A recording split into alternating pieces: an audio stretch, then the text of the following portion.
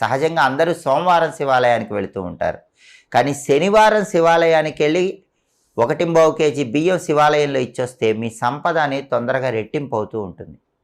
మీకు జాబులో టెన్షన్స్ ఉన్నా, వృత్తిపరంగా ఎదుగుదలలో ఆటంకాలున్నా శనివారం శివాలయానికి వెళ్ళి అక్కడ మారేడు దళాలు సమర్పించండి. శివుడికి మారేడు దళాలు శనివారం శివాలయంలో ఇస్తే దానివల్ల ఉద్యోగపరంగా ఉన్నటువంటి సమస్యలు దాదాపుగా తగ్గిపోతాయి.